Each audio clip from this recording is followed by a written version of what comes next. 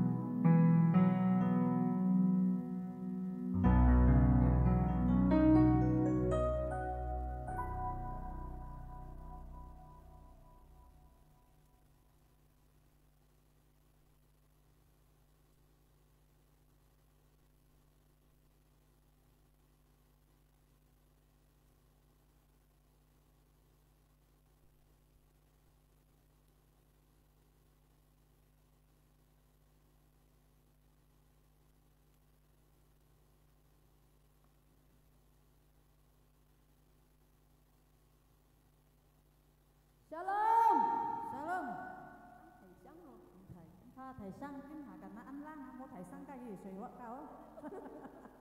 em vậy thiếu chị mấy à sao lắm thầy sẽ cá hậu dạ ngay chẳng à gì à xúc chỉ cái kia gì lấy ngay chẳng bày mũi này cho tiền lại bày cái miền trên hàng ăn tóc không bụi xét thì xí miền trên lấy xe các ông bày còn ở miền trên không không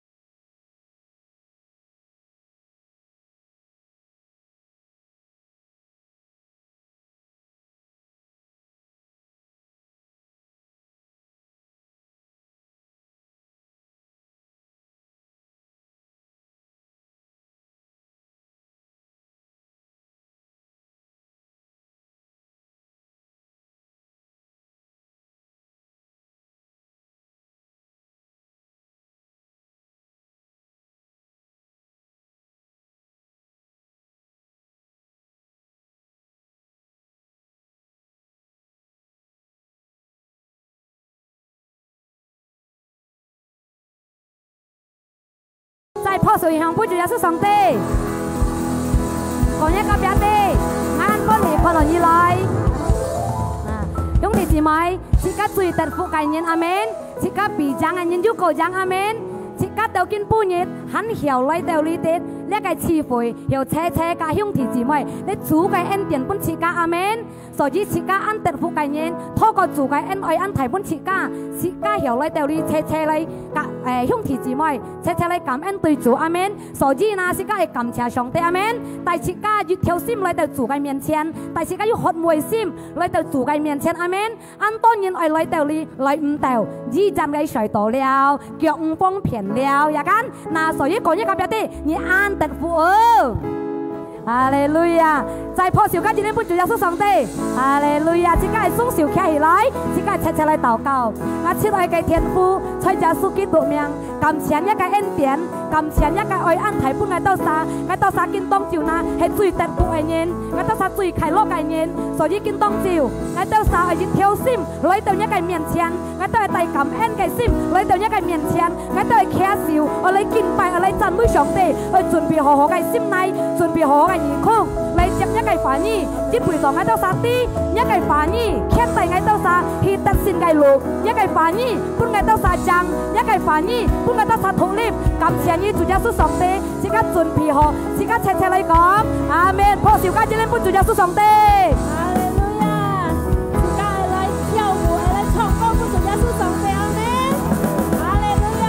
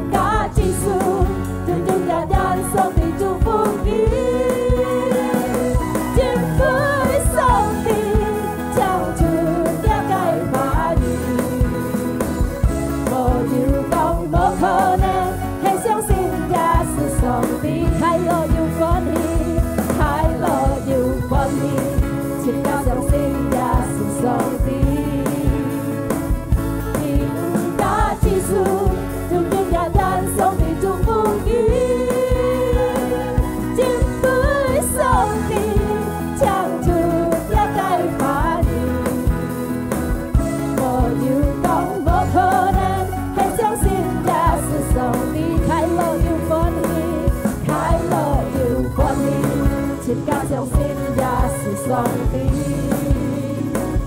情加基础，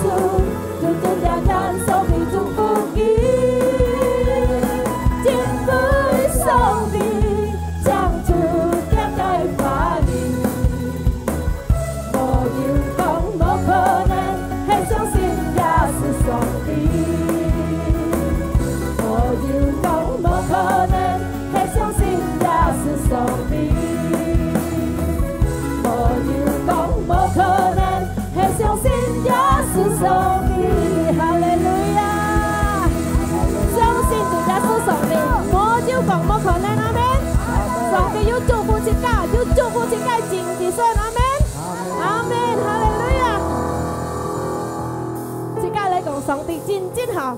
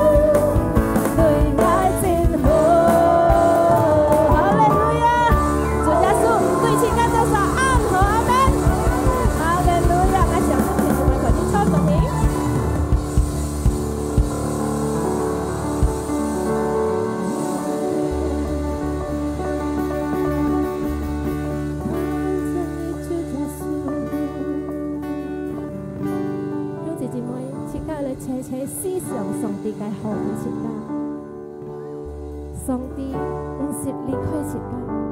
上帝唔是變嘅一家。伊係一家到人嘅熱切，係冇先上帝，一家到人冇自私，一家愛來，一條心來相信就係屬上帝。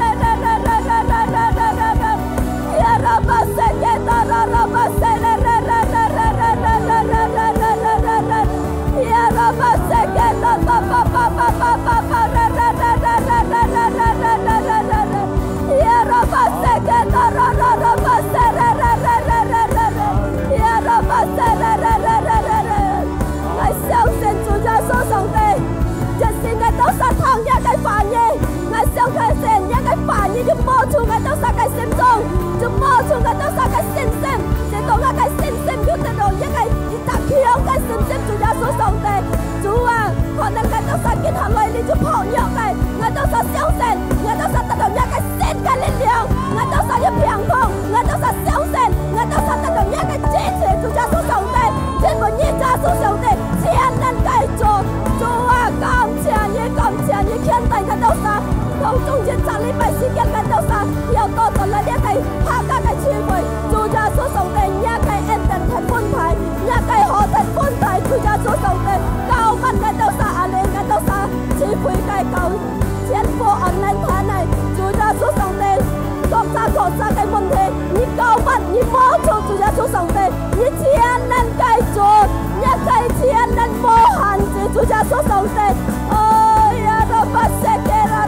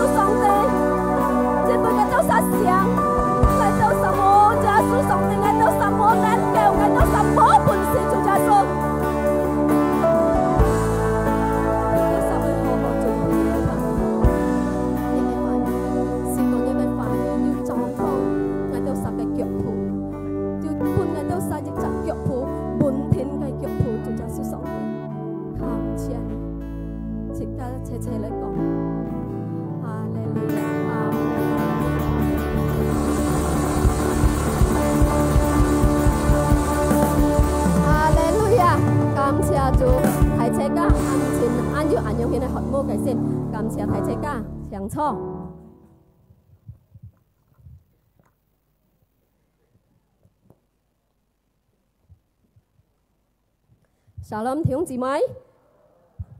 頭先聽Cynthia講，春家幾多日啊？過年了佢講，節家唔冇點上過年，節家係思想愛上主耶穌上帝，阿們。嗱，節家咧，當中一年節家24年半節家過hết了，按多嘅苦衷，按多嘅苦難，按多嘅迫切，可能要嘅平痛。但係耶穌上帝要牽帶節家，但係主耶穌上帝要本節家力量，但係嘅個 ending 嘅 end 是安提本節家嚟到啥？是到節家又過離開25年，過下個要愛2集禮拜了，時間太寬慢，弟兄姊妹，節家思想節家嘅日子，日過日節家愛過嘅呢個日子，節家係請用獻過係。冇來按多來思想主耶穌上帝，冇念問主耶穌上帝，時間遲到咧，過呢個日子咧，按晒人係本切㗎，認為到咪嗱？按冷阿四喎，唔係撲手機係冷死，撲手響劇提生嘅。嗱，感謝主，切家透過經半日。節家來慈會，在呢一計客家慈會，節家要係學冇計先，提節家去來對話你哋，我相信要節客對陣嘅強負後來對阿你啲，家上到咧，唔知去做辦冇了，去修復冇了，但係提車家後要集學冇來哩，車家來聽上帝嘅反應，感謝主耶穌上帝，撲少本主耶穌上帝。嗱，見下時間來車學習上帝嘅反應，嗰個連人講到，時間生要特善，時間嘅特善係時間等撒來嘅冇，唔係撒來嘅。感謝主耶穌上帝，講題上帝唔好按世上按小利嚇，講我家衰名嚇，係唔係小利講題上係咪撒本嚟？感謝主耶穌上帝，撲少本主耶穌上帝。嗱，按多嘅口中才24年，一年當中365日本設家個，唔係按中日本設家個，初我聽姊妹，本設家日過日日。設間每日新嘅氣，新嘅力量，新嘅興趣，新嘅心，新嘅思想，落到25年，按多年過到25年，還過唔得，過到計日不啱啱就還過唔得啊！根本日設間效果，十分設間感謝主，要感恩對上帝嗎？咩啫嗬？冇感恩對上帝，根本日設間齊唔要車家嚟再見面嚇。嗱，設間。可能6月開新年，差唔多講過年，過黑年嗌思想嗌上到，但係啱多年嘅思想，我出去做事了，我物計生活，我分製作了，我分思想，我做埋了上了上家，可能誒班講嗬，老年誒班講不有上月白條門路嚇，車次都係咁樣，記得幫大家破案係講咁樣嘅噃。但係釋迦唔可以用釋迦當下嘅力量嚟想，釋迦要依靠主，因為主啊，思想甲釋迦牽帶釋迦，思想甲釋迦同齊，係釋迦依靠釋迦當下，釋迦都有限制；係釋迦依靠釋迦當下，釋迦冇本事；係釋迦依靠釋迦當下，釋迦達得退步，安學冇頭，知道安多。釋迦愛經過咧，釋迦按白切，錯哦。嗱，釋迦愛自靠主耶穌上帝，嗰個經節咁樣講到，在有人眼20章第4節，準備到釋迦嘅上帝，佢釋迦嘅上帝，甲釋迦強下行，牽帶釋迦。甲釋迦來對戰，甲釋迦來對戰，一切嘅問題，一切嘅白切，一切嘅釋迦思想唔無嘅，做嘅唔無嘅，乜嘅一切唔係上帝嘅方面嘅，上帝甲釋迦強下通才，強下對戰，直到釋迦得到一集得勝嘅人，阿們。直到釋迦曉得一集人，呢個人唔係像。釋迦水就爭哦，家下得到下啲人安顯，好似有人講住噶。但係喺上帝嘅方面嘅爭，嗰個爭能不係爭啦。嗰個爭講到，見下對陣釋迦當下嘅思想，對陣釋迦嘅極田，從見下提車家後來對阿里打得要集對陣，係冇集呢個極田撳嚟對陣。來到阿里次會，我相信看我日日落水點，唔會曉落提水，把它落點一點點，日日冇先痛，我唔會曉，梗係錯誤叫啊，按喝啊，按冷啊先痛啊，你集呢幣麥我獻啊，慳咗下集呢幣，時間慳啲得麼？時間慳咗下集呢幣，嗱，家都時間熱集信心，時間學冇嘅信心，時間嚟對戰嘅，我相信提車家。termasuk ngaikat sa. Tatap sikka lia oju tak to jit jangan. Hemme. Nah, sikka moi su. Sikka moi su, sikka aloi tui chan. Sikka oi jang, long pan ne ke tui chan. Ji khao Yesus song ti. He ji khao sikka tan sa kan let sikka mo pun si. Mo pun si tak do le kai jang. Ji bu le kai jang me sikka tan sa zo loi ye jang. Me sikka tan sa pun si ye jang. Tan he chủ Yesus song ti kai en tiền le pun sikka.透過嘅恩典本釋迦，每日曉本釋迦新嘅力量，是到先計聰明智慧，是到時間欠呢個譜行到呢個面前，時間能夠來本事，係時間冇本事，按當人家來相信堂，信耶穌上帝，信到一般般，要退譜。家ทางกับเบลินซากองกิมักไก่ทางเพนยูก้าบุคคลยินของไม่ยูถอยผูไม่เลยสินยาสู้ยาสู้กับไงจ่อยูอันยงที่ไหนมั้งอันต่อแต่係ไง相信啊你哋初嘅見半日條ทาง呢個反應就見半日ไง相信含錢都係日集學務將主耶穌上帝萬萬將超主耶穌上帝阿們嗱呢個日集將半切家講到切家咧對付熱切嘅情況，切家熱切嘅情況，切家上到盡24年之後之10年當中，熱讓個讓本切家對戰，讓到見半日切家後強ผู到見半日，嗱見半日25年從頭到出尾，我相信切家能夠本事分來對戰，來落個下年26年阿們。阿沙切家唔冇加英雄，切家唔冇加強，切家唔冇加切家能夠有人能力，阿們。因為到切家嘅能力有限制，切家嘅思想有限制，切家乜嘅咧本切家單殺有限制，但係只靠主耶穌上帝冇限制，阿們。因為主耶穌上帝全能繼續，切家有平等，切家有撲虐。切家生活唔冇，當別冇累，但係切家後過到見半日，過到見半日，切家後要就開開落落，切家後要安全嘅心，要安全嘅信心，切家每日思想主耶穌上帝，思想主耶穌嘅反應，日日各日，本切家後強迫到見半日，切家安感謝主，30日不暗，我轉到去木卡，我思想。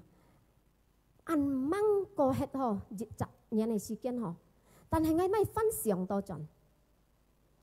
ชีสิมีอันก้อยเป็นชิกากอ365日係ชิกาอยู่8เช็ดอ่ะ11點鐘ชิกา都潮อันนั้น過了ใช่อ่ะแต่係365日อ่ะนี่ชีส่วน嘅點鐘幾多千點鐘เป็นชิกากอนั้น叫ชิกา有個我初人來想思想主耶穌上帝耶穌上帝係你冇見大藝啊，見半日藝唔曉能夠安樣嘅喐扎信心，曉到見半日，曉大行到見半日，係你冇特藝通才，係你冇幫藝力量，係你冇幫藝聰明智慧用班嚟行呢個路途。我相信主啊，我冇本事過呢個1年嘅當中嘅時間安苦嘅本事家過。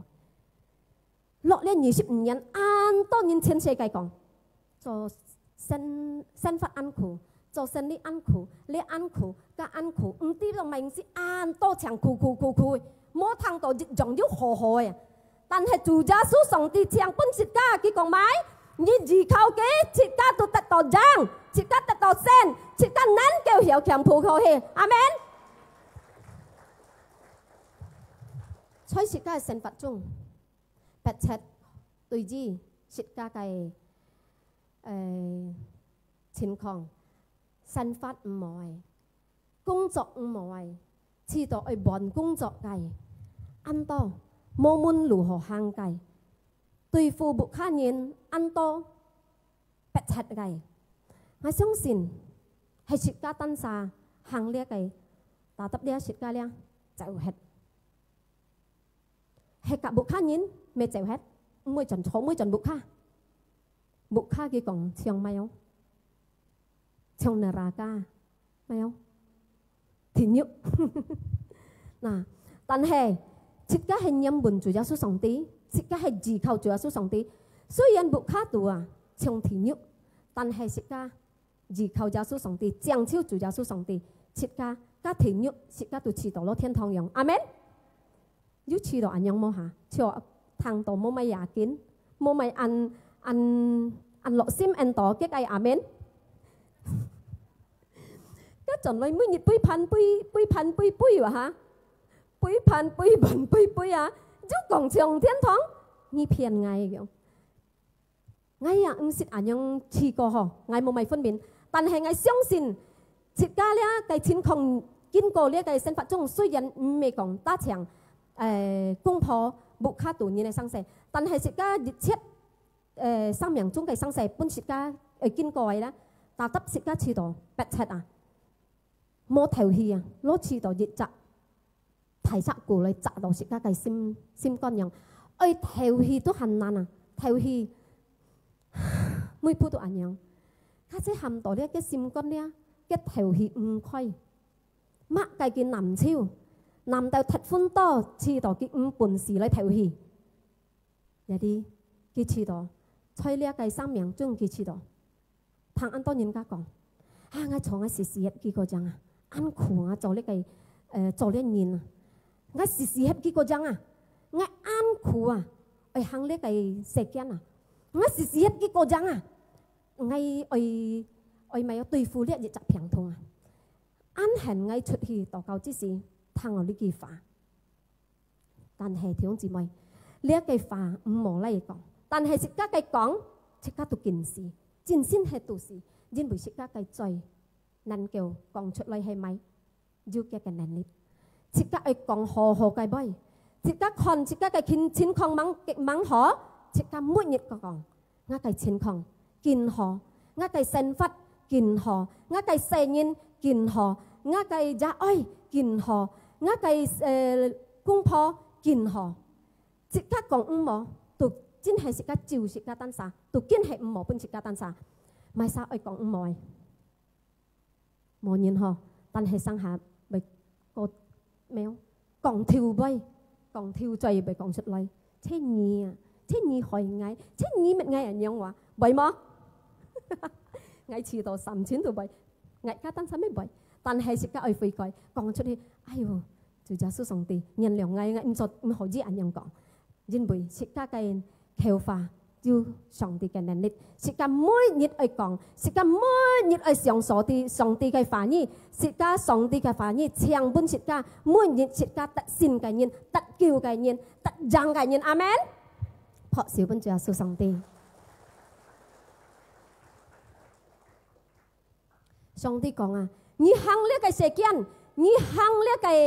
情況，乜嘅情況越好，我欠大你，思想我欠大你，我冇本你家單殺強啊行。上帝講啊，因為我嘅眼中每日照定一個腳蹼，我嘅講每日照定一個腳蹼，是到一個腳蹼咧，唔會行去暗路，唔會行去差啊，切對上帝嘅路。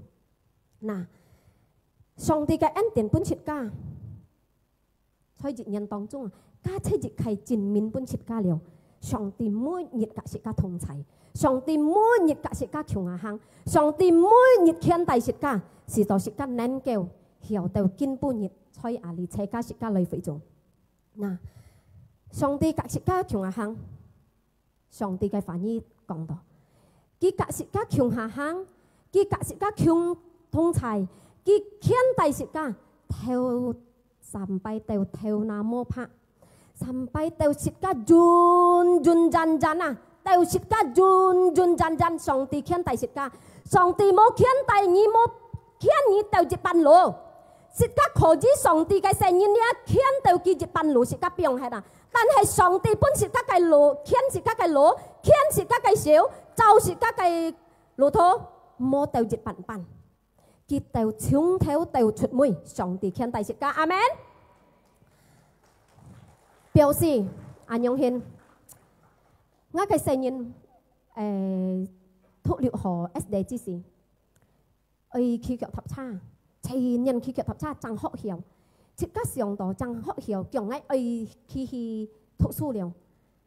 唔係本機打得幾條，講到更學曉打得安心日日。本期期，食家滿背嘅季節相差，食家滿背嘅撞嘅，撞到看見唔到啊！看見唔到，我用班到啦，今日唔要看見到，見係去到係掹去到，食家要錯人嚟禱告，主耶穌上帝，你愛看顧我阿媽，每朝今日計每險處撇開就，家12點幾撞，食家看個12點啊，打信差唔多3個時打得到地喎，3個時冇到，食家先幹卜卜樣。嗱，主耶穌上帝啊，這係安樣獻對切家。嗱，切家愛照思想來自靠耶穌上帝。我細睇啊，讀到大學了，每日早晨咧，佢讀書差唔多咪7點了。我爸操機啊，到哪咩啊？學了讀書，學了生乜咩？nhân cái sang lời thầu gì hồng à?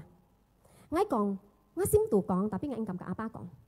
Ngã sim tù còn à? Nghe ảnh nhung thầu kia kia tâm ba sợi mũ, nhung mía kia, cái han có hồ sợi ngay sòng đó.但係阿爸嘅愛啊，對熱雜嘅嘅字佢寫嘅字啊，表示超係ảnh nhung trả số sòng thì sẽ chết ca. Chết ca思想上帝錫切家，錫到冇限制，本切家冇。切家熱思就賣切家，耶穌禱告，切到耶穌冇答應切家，切家出去咯，費心，切家出去咯，耶穌你安靜啊，我聽下禱告啊，耶穌你做埋我聽啊吧，我從安費心對你做耶穌上帝，要安樣麼？我等啥？Shit. Tao mày na giá số như vậy ấy bốn ngày nhung hiến kinh có mỗi dịch mừng tao mày tan hay chủ giá số còn ngày bốn như nhung hiến kinh có phát sinh nhung sự chiến sự tao dịch chặt sự thầm bốn như cải biến phui cõi còn nên nhà sim xiang còn nên như còn boy còn nên alia còn nên aka na chúa số song ti本切家嘅愛，冇條件，冇限制，冇限切家。你對我好，我對你就個好。冇啊，上帝嘅愛，上帝嘅好，本切家，上帝嘅恩典，本切家唔咩人樣講，唔咩從呢世界上來本切家人樣講。我細細讀書之時，我記得我讀哲學，芒被面前路係落提水，被浸到腳上跌。ngắm má 3 ngày cò cá lù cò tàu chỉ tao ngã thuộc số hay bởi tiền tao chim tao suy na chỉ các xiong à chỉ các cho giá ấy à bún chỉ các cái xe như à tôi chỉ các đẹp dùng ban bảo phủ tao最好嘅本機啊把佢chỉ các cái giá số上帝chỉ các cái thiên父阿爸保佑chỉ các看顧chỉ các cái眼中看只家咧唔好就賺啊！每日咧佢行只家行到去阿妹，佢就只家，佢講只家行熱鋪，佢講就只家熱鋪。但係只家上麼？只家要按樣嘅信心上嘅信心麼？要按樣嘅信心只家上主耶穌上帝啱錫只家麼？要按樣嘅只家通齊麼？要按樣去看顧只家麼？要麼就弟兄姊妹。要麼要按樣嘅思想上帝錫切家麼？切家係思想用迄個思想啊，來想上帝錫切家，即唱切家嘅也愛錫切家超過1000倍冇限制嘅本切家，切家真少，家嘅冇接得唔少，切家每日切家都感恩啊，雖然可能切家。禱告1年當中、2年當中、3年、4年、5年，盼望上帝恩答應切家，但係切家上帝嘅恩典冇超本切家，每一日切家感謝主啊，向啊先冇足8區啊，切家感謝主、感謝主、感謝主啊，因為上帝太歡喜對切家，切家開日係見節日Petrus 3:12啊。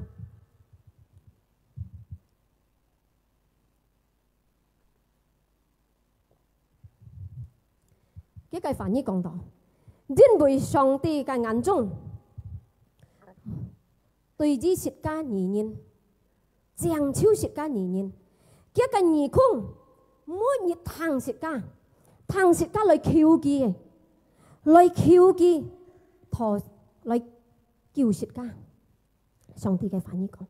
切家思想講上呢個翻譯啊，上帝切愛。做一個字冇每日嚟求你，嚟依靠我家單撒嘅力量，時代上下，次代禱告節下良心下冇，嗌被費心。但係呢個反義講到啊，上帝啊，嘅眼中啊，每日就舌家嘅腳蹼，舌家係去燒賣，舌家係去驚賣，舌家係去kiếm乜嘅東西，熱切嘅情況舌家單撒單，係舌家曉啲上帝。曉安詳啊！上帝嚟看待舌家，每日時常看待舌家，舌家唔會費心。雖然舌家嘅施教，舌家嘅禱告，上帝mang答應舌家。舌家時常對舌家嘅情況，時常舌家想到，舌家能夠悔改，愛唔會用佢嘅思想，愛唔會用做。愛唔會用獻，但係用舌家單撒嘅力量，舌家冇本事能夠嚟改變，舌家冇能夠本事舌家嚟悔改，但係舌家依靠主耶穌上帝，舌家能夠改變，舌家能夠悔改，阿們。因為主耶穌上帝本舌家安樣嘅能力，安樣嘅本事，且耶穌嘅愛本舌家，且係安樣嘅愛貼寬大嘅，冇限制嘅。耶穌上帝本舌家嘅力量，唔係舌家曉行呢個情況下去，唔係舌家單撒安強，唔係舌家單撒安厲害，唔係舌家單撒咧安本事，但係耶穌上帝講到，佢本舌家安樣嘅本事，在耶賽亞書41章第13節。一句翻譯安樣講到，因為到愛上帝看呢個真相，甲你講啊，唔好驚，上帝愛啊，上帝啊，就叫你，因為到愛上帝看待你，就揸呢個真相，甲你講，翻在個熱戀。你唔好驚，愛叫你。時常舌家要驚，時常舌家要逼切，時常舌家要問題，舌家要用顯嘅信心嘛，用跪下去甲耶穌上帝講，耶穌上帝啊，愛施就你多落愛啊，愛施就你叫愛啊，愛施就你來甲愛看待愛啊，愛施就一個受見愛本本啊，只話用顯冇弟兄姊妹。係自家要安樣嘅思想，要安樣嘅信心，要安樣渴慕嘅信心，要安樣依靠嘅信心來依靠主耶穌上帝。一切嘅情況係安靠本舌家能夠曉過，舌家能夠有安樣嘅本事，因為耶穌上帝本舌家安樣嘅本事，耶穌上帝本舌家安樣能力。阿們。舌家思想。舌家見下車，我做15嘢。舌家車嚟上，一年當中舌家會經過嘅。一年當中舌家經過，舌家嘅問題太多多。可能舌家要病痛，可能舌家要很多費心，可能舌家木卡冇火片冇火合，可能很多問題很多病痛，本舌家單撒出舌家生活中。唔冇本舌家單晒，舌家嚟思想。上帝講：唔冇驚，我嘅聖人，愛甲你同在；唔冇驚，愛本你強壯嘅信心；唔冇驚，愛揸一個小揸本本。是道你曉要直得叫，是道你曉要得日直得勝，是道你曉要得日直長計路。阿們，舌家思想嚟對耶穌上帝，透過耶穌嘅上帝，看待舌家每一日看待舌家，冇病係舌家日則消失，冇費心對舌家，舌家做嘅嘅聖人，何止舌家講道？上帝，你冇答應我，但係上帝講， ngay xịt biong hết nhỉ ngay xịt mô tập dinh nhỉ tan hết cái sự kiện mang tèo ngay xịt tập sát nhị cá tan sa tàn nhị cá tan sa ngay xịt dàn cả nhỉ ngay cái xe nhìn nhỉ mũi nhịt như cái miếng à tu dung thiên à ba cái siêu ba chồng má cái chạm đó như cái sang miệng trung gì kinh song ti cái siêu trung cha đó了như cái sinh phát trung dịch chết cái chiến khong gì kinh song ti tam hết了song ti ba hết了才10時間上帝講超了ngay bún nhị tật xin cái nhìn了ngay bún nhị tật giang cái nhìn了但係見下説家門説家單啥ngay要按樣cái信心ngay要按樣cái渴慕cái心嚟自靠就主耶穌上帝嗎思想説家安佢情況本説家用班主耶穌上帝本説家路行用班主耶穌上帝能夠本説家熱集力量嚟行我相信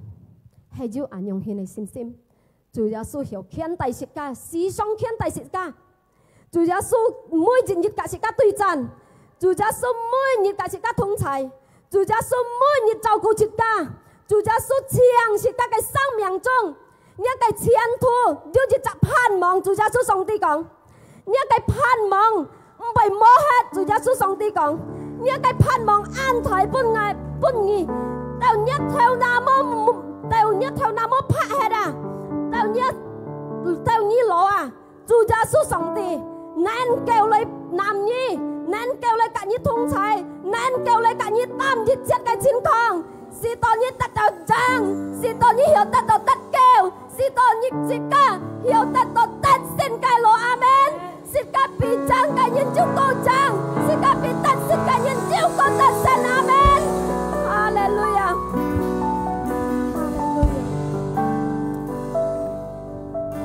hãy chạy ca thi lại để cái phản nhi ngài相信để cái phản nhi phát出去冇限制嘅phản nhi ngài講可能要講出去要嘅限制但係chạy ca裏聽ngài冇限制因為上帝聖靈要做工上帝聖靈要插手冇做説家嘅信心冇做説家嘅心是到説家嘅心要強嘅心唔係灰心嘅心對耶穌上帝是到説家冇只靠説家單身但係説家只靠耶穌上帝全部將超耶穌上帝是到説家得到獎嘅路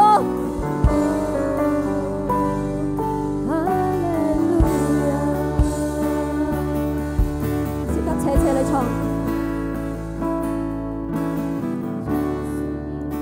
在我改之前，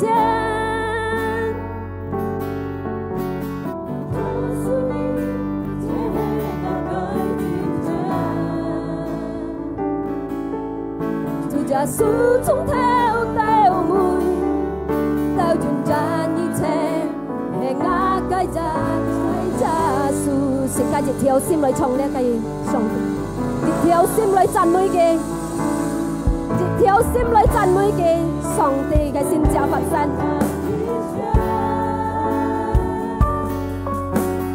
耶穌你才係我改之前，主耶穌從頭到尾，到盡讚一切，係我到世界。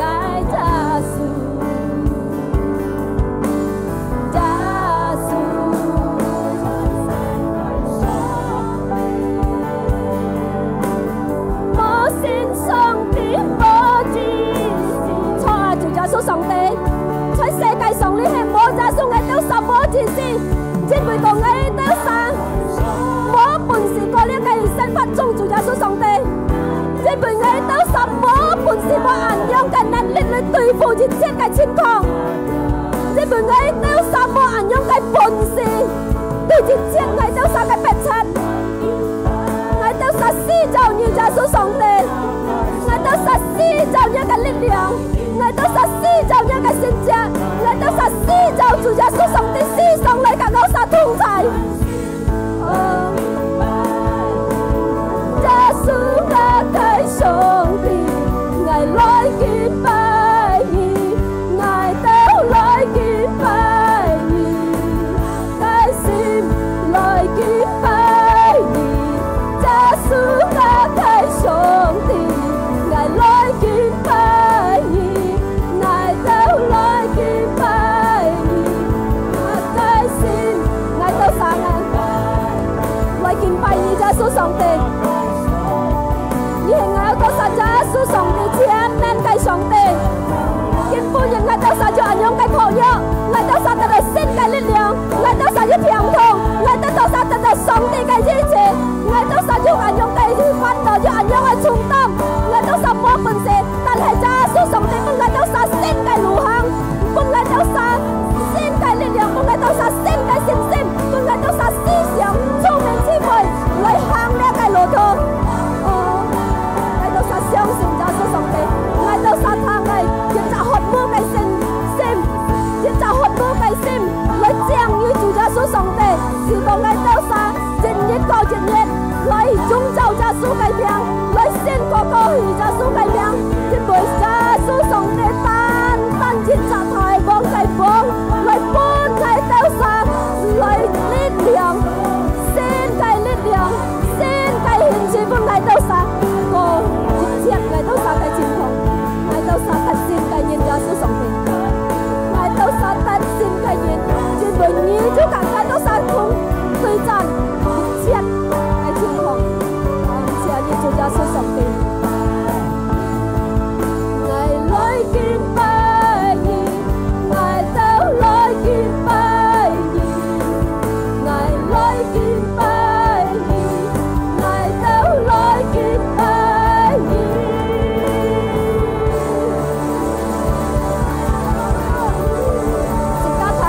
上帝嘅話語，車要停過，即刻車嚟講，阿門。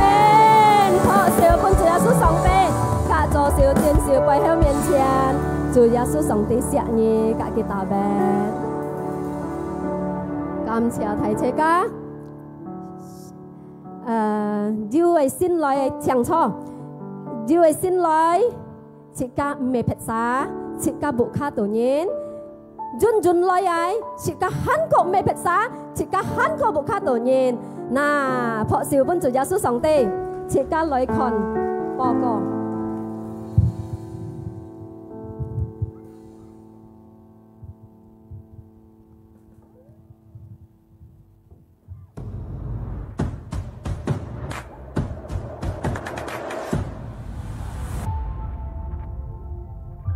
風度戲新會之時，天姊妹奉獻入盡相度戲在背每屆，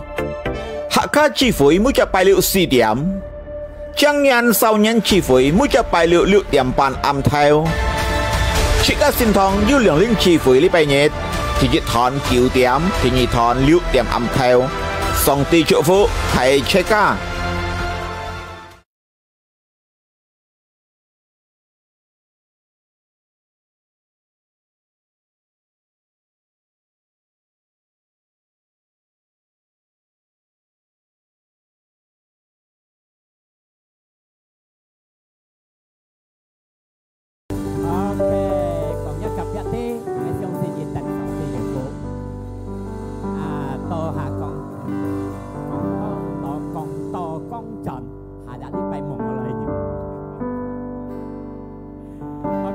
Hãy subscribe